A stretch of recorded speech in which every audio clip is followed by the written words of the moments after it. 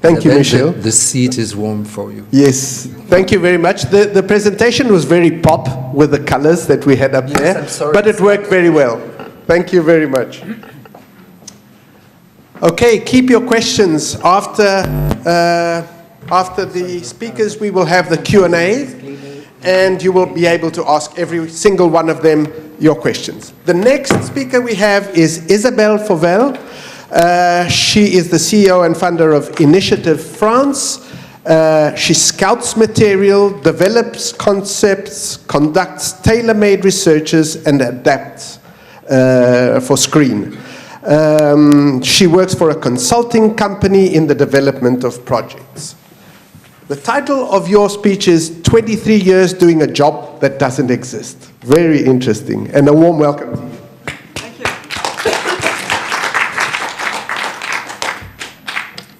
So, it's a little bit difficult after Michel to go back on Earth and concentrate, because now I'm kind of virtual reality myself. Yeah, well, the title of my speech. When Savina gave me a carte blanche, I've decided suddenly to tackle the subject of film development through my own experience. And at one point, I was a little bit afraid that it could sound egotic, especially for people who don't know me, taking care of other people for the last more than 23 years, 30 years that I'm in the business. It's bizarre to talk about my own experience, but we decided to do so with Savina because, in a way, what I've tried to do for the last 23 years is to invent something quite simple, which could inspire maybe some of you. So, to be concrete, I would like to start quoting a lady that I don't know, was talking in Talent X last edition where I was not, which is supposed to be the great place to talk about film development, film talents. In UK, she's from Creative England. Her name is Caroline Cooper Charles, and she said, "Developing talent and ideas is the lifeblood of our industry. But it is easy to get stuck in cycles and methodology that can hamper a positive development process." So, in a way, my everyday job and work is to try to help people not to get stuck into it. I have to tell you a little bit about myself, because I think that if you don't understand from where we are talking about something, you cannot get why we got to the point of doing things differently. So I used to be a producer. When I say I used to be, suddenly I feel very old, but it's true that I used to be. It's been a long time that I'm not a producer anymore. I started very young, quite lucky to jump into a company which did a huge success in the 80s, which was Trois Hommes et un Couffin, Three Men and a Baby, with a sequel, remake, prequel, everything in Hollywood. Suddenly, the very little company where we were only two, I was just a very little assistant. I think that they were calling me a stagiaire at that time. And my boss was a producer. We became big in 3 months. And when people become big so quickly, they also become paranoid. So it was my chance in life, because he was paranoid and he was trusting only people we belonged to the life when he was not famous yet. So at that time, I was passionate, naive, hard worker, and I had nothing to lose. So I started to work hard in this company, and suddenly we were able to do whatever we wanted to do. And we had absolutely no bullets in our weapons, because, he put every effort in the film we made famous. And I realized immediately that if you don't develop as a producer, if you don't develop a lineup, if you don't develop several projects at that time, it can cost a lot. Doesn't mean that he died after first success. He was quite successful for a while. But even though I was quite young in the business, quite young in production, I immediately understood that the strength of a production company is to have the possibility to picture itself further. And after a while, I became a producer young, without, by the way, the skill. but when you're a hard worker, you can catch up quite quickly. And I've been in charge of the development. At that time, what does it mean? It means that I had to say no, no, no, no, no, no, no, no, maybe yes and yes, once every 3 years, to a project that we were receiving. And again, I understood that it was not exactly the way I picture my future as a producer. I was not a letterbox, and I didn't want to be a letterbox. I wanted to be more proactive, and I wanted to think about what I would like to do as a producer, meaning that I never wanted to be a director. I never wanted to be a writer myself, but as a cinephile, as a producer, I had some kind of ambition. And waiting for some people to send me something that I may like was absolutely not my way of thinking of my work. So I started to think that we should look for people who wanted to work with, or subject. But it's probably bizarre to think about it, because France is supposed to be the place where we are still cinephile and everything, which is true at the same time. But it was very difficult for me to make him feel the same way as I did. And after a while, I felt very frustrated, so he understood that, and he gave me the possibility of co-producing. Also, I think because I was the only one able to speak any other language but French, even though my English is not the best, but I can work with it. And I started to co-produce, and I went for it. I mean, I had directors in mind, I went to them, and I was, okay, I would like to co-produce your movie, which was quite a revolution to me, because I thought it was not the way to proceed. We are back to the 80s, we are not now. And at that time, I was able to co-produce a film that changed my life. It was Léolo of Jean-Claude Lauzon, a complete failure in my country, but still a kind of movie that is top list for main list directors, a kind of cult movie. It's a film from Quebec. Jean-Claude unfortunately died a few years after the film. But suddenly I really experiment what it is to be part of a masterpiece and not only one more film. And I quit my job after the film has been made, and fortunately for me was in Cannes competition in '92, which is a good way to end up a career as a producer. And I really decided to end up my career as a producer at that time, '92. I was too young to retire and not rich enough, definitely, and I took 1 year off in the countryside, in a very remote place, because I think I wanted to punish myself. I was making more money than my father made, and it was a trauma for me. And also I was becoming a stupid, stupid businesswoman of the 80s, something that I don't think I am inside myself. And 1 year later, I came back after too many good meals and a lot of books. I think this is the only stuff I've done for 9 months. I was reading and eating and cooking, and eating and cooking and reading. And I came back in the film industry, trying to do something new, in a way. Something, this famous job, which still doesn't exist. When I was a producer, I was looking for somebody outside the company to be my eyes and my ears when I was completely involved in the process of producing, and when I was completely unable to scout people while I was stuck with the people I had to, to work with. And it didn't exist. And at that time it was bizarre, because I had the money to pay for that service, but it didn't exist. And I was thinking, I don't want to work for a bigger company, even though I had a huge salary at that time and a lot of possibilities. I just wanted to try something different. So that job, what doesn't exist, was about development, but development in a global way, not only script development, because especially in my country at that time, when we were talking about development, people were thinking script development, meaning that reading version, giving feedbacks and advice, and being, in a way, a frustrated scriptwriter.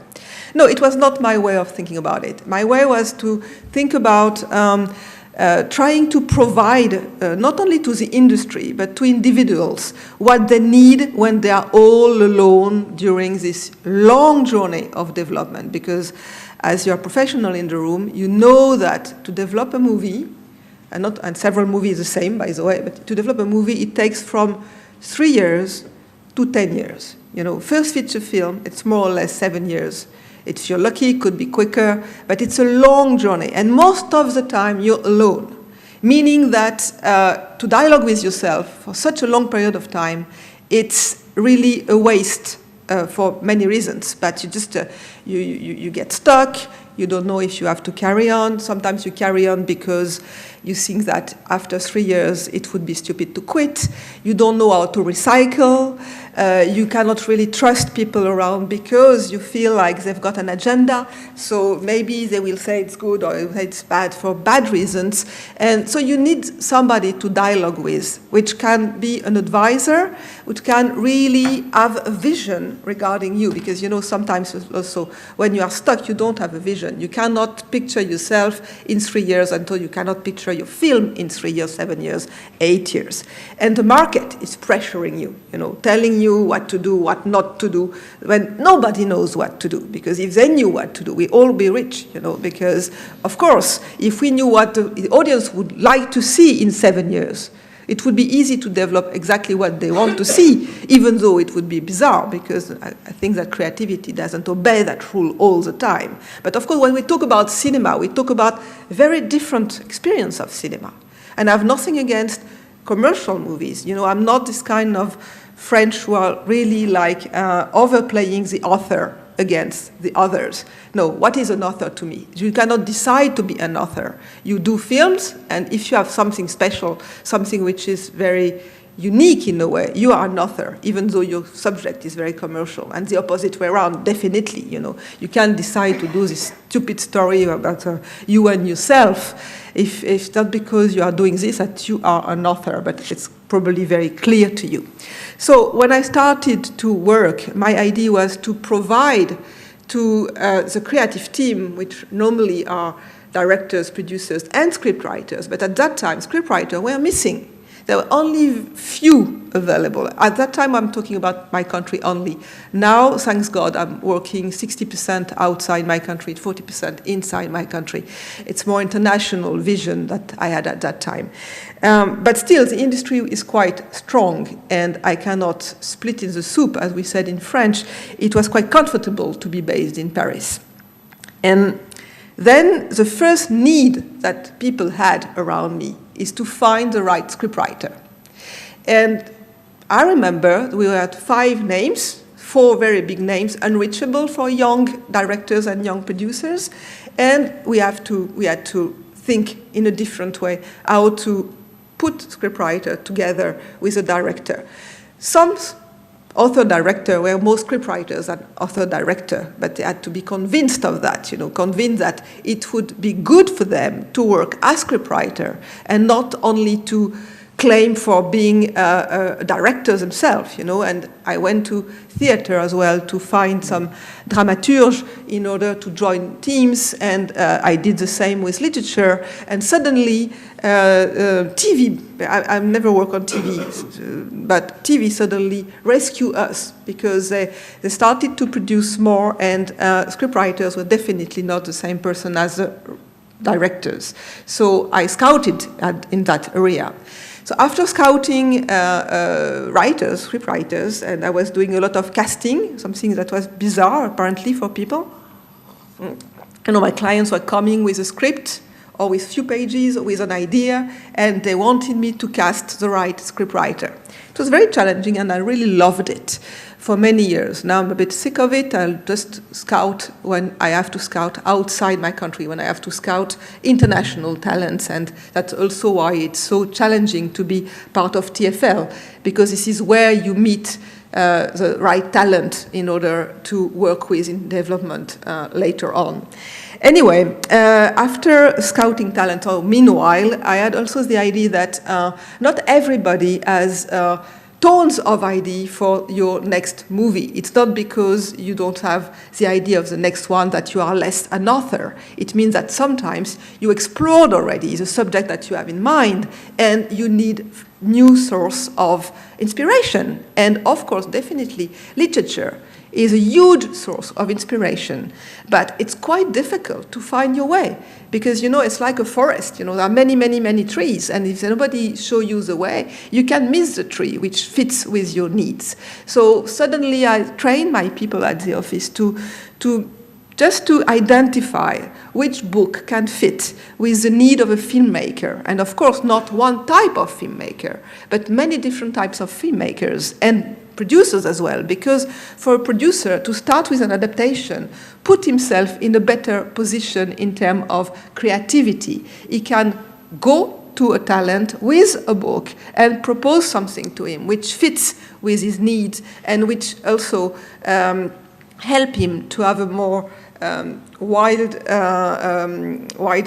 environment, because normally you start with people, film school sometime, and you start with 2 directors, you do short with them, which is a good way, and then you go to feature film, and after a while, or you don't get well with them, it happens many times, or you feel that you have to grow up and to challenge yourself with new names, but you don't know how to hook those new names, because when I mean new names, more often, they are also quite famous names. So a book that could fit with the need of a director is a beautiful hook to go to the market, let's call it like this way, and find a director and do your creative team.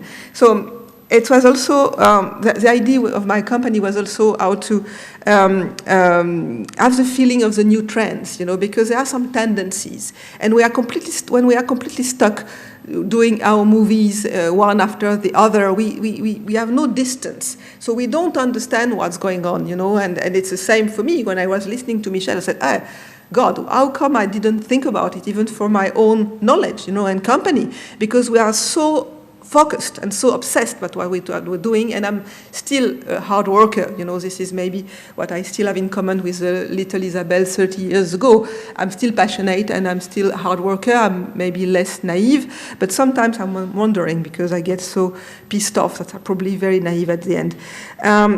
So what I'm doing is to try to put together the right talent at the right moment in the right place in order to help the process of development. And why did I say that it's a job that doesn't exist? It's because it doesn't exist as a job. Of course, what I'm doing is partly the job of a director, partly the job of a scriptwriter, partly the job of a producer, partly the job of agents, if sometimes they do their job properly, because it's not really the case in Europe at least. And putting all together this idea that, we need to have somebody who is not against you, but not flattering you, but not, what is the opposite? Michel, help me. Ni complaisant, ni déplaisant. Okay, I guess anyway, for Italian it could be understandable. So it's very precious, because you cannot rely on friends, and of course you cannot rely on the comments you receive from the market because they've got an agenda. So you need somebody next to you. Not all during the process, because could you imagine if I was all during the process, as it is 7 years, even after 23 years, I would have worked only on 10 movies, maybe not more than that. And it was exactly what I wanted to escape from, by the way, because when I was a producer, as I'm really, really crazy, more I do, more I feel happy, and more I feel focused, When I was a producer, I was really frustrated because I had to deal with one film after another, sometimes 2, sometimes 3, but no more than 3. Now I can work in, let's say, every year 80, 90 movie, of course, in a very little level, sometimes 2 days, sometimes 2 weeks, sometimes 3 months, but it gives me the energy to reconsider the tool, because when you talk about development, you need to create new tools all the time, and I will have to create, again, new tools. I just realized that listening to you, Michel, because it's not only that the industry is changing, but the needs are changing, the people are changing, the generation are different, and they have a different way to work together. And normally, when you're a producer, you don't have that time, to dedicate to all this process, And what is also very difficult when you're a producer, even though you want to develop properly, even though you have the money to have somebody inside your company, is the fact that you cannot make it properly, because when you're a producer, if you decide, for example, to read 100 scripts, 100 book, and to meet 50 new talent a year, you know already, it's mathematics, it has nothing to do with your feeling or your wish. You know that you will drop 95% of what you saw, read, and meet, because you will have no space to do more than a film every 2 or 3 years. So this was the idea of my company. If I do that for the industry in general, and for many people at the same time, I would be able to recycle, let's say, my wish is 70% of all this, like if I read a book, for example, if you're a producer, you come to me and I do research for you because you want to produce that kind of movie, and I have to read and let's say analyze 55 books, and you choose one, I know that I can recycle maybe 50 of the other books that you reject. So of course it gives different perspective. The problem is that the way I deal with my job is probably more a way which is close to public services. That's why maybe there is no other vocation, because, it's been years that I was wondering, it's so great, that job, why am I the only one? So I have an answer. I've got many answers, by the way. My first answer is that you don't make money. So, of course, it's not really sexy, like, even though I have no debts and I have got 3 people at the office, but you don't make money because all of you know that there is no money in development. Why there is no money in development? Because it's risky money. Because you never know if the film will be made. So, of course, we can grab, depending on the country you're from, a little bit of money from the country itself, and the subsidies, and some grants, and some. But regarding to the needs, it's nothing. Sometimes it cannot even fulfill the need of the scriptwriters. So can you imagine if you are in addition? There is no money. But, of course, I found my way after so many years. But yeah, so no money, the ego as well. The ego is an egotic way of thinking about the team, the creative team. It has changed a little bit, but when I started, I remember the first 7 years, people were writing in my contract, your name will not be in the credit.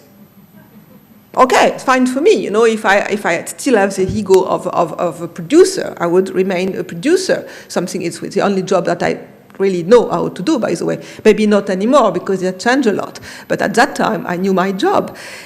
So this egotic way of thinking, which changed with thanks to the TV series where people understand that they can work together, or it changed with maybe what Michel was talking about, because you have to put all your mind together in order to do something new and different. But when I started, to advise on an artistical level, producers was quite difficult. Now it's quite easy, and I'm not talking only about artistical, by the way, level, because my way of picturing development is to think about a global study of feasibility, meaning that we all know that it's not only about the good subject arriving at the right moment for the industry, but it's also a question of human chemistry. How can you fit with people? It's crucial. Sometimes you feel like, oh God, this is a great script. But when you meet the director or the scriptwriter, you know that you cannot fit. Sometimes you lie to yourself, of course, especially when you're young. But at one point, if you don't have the desire to eat a dinner with somebody, it means that you cannot produce the film, and you have to face it at one point. But my way is to consider development, is to consider it also through the legal aspect, the economy of the development and everything together. I don't separate. It's all together. So my idea is also to think about, you don't develop just a script or just a movie. You develop talent, and your own talent, depending who you are, director, scriptwriter, producer, well, the main people who are playing that game, you know. You develop as well your capability of helping your work, your network to emerge. Because, you know, now, which is very different from 20 years ago, having your network is crucial. If you don't have any network, it's very difficult to create. You'll be too isolated. That's also why having a lab like this in your city, it's really crucial, because it is all about networking in the good way. It's not only like posting something on Facebook. It's meeting people face to face and try to test that chemistry between you and the others. It's also, you develop your cinema desire and your capability to make them arise, you know, because there is a question about what kind of movie do you want to do, you know, like people are not so clear about it sometimes. It's just to make a film, you know, and sometimes when I open that box that I receive every year for the French stuff that we call the, I have to cut? Yeah, the César, you know me, and I look into the box, and it's not that it's the fact that I dislike or I like the movie. It has nothing to do about that. It has nothing to do about taste. But we don't feel the emergency. We don't feel the need of doing that film. And this is about it. You know, when we develop together, we can test that. We can try to develop only what is needed for who you are. So, of course, it's, I thought I was talking for 10 minutes, but it's about to conclude. So, unfortunately, I think that the reason for my job not to exist really is also a lack of investment in this risky period. And I think that if an industry doesn't understand that its own future is about invest in the next step, it's going to be very difficult, because all the other industries that probably we don't like automobile, like chemistry and everything, they invest the percentage or each year of their profits in development. And we don't. We don't probably because we have the idea that we are a very bizarre industry. But on that topic, I think that development should be considered much more seriously that I've seen for the last 23 years. After 23 years without the help of public money, because I never ask any kind of public money, which is sometimes bizarre, or I don't even have any private investor, I think, in my company. I think I still exist, if I still exist as a company, it's probably that because my job at the end exists, maybe.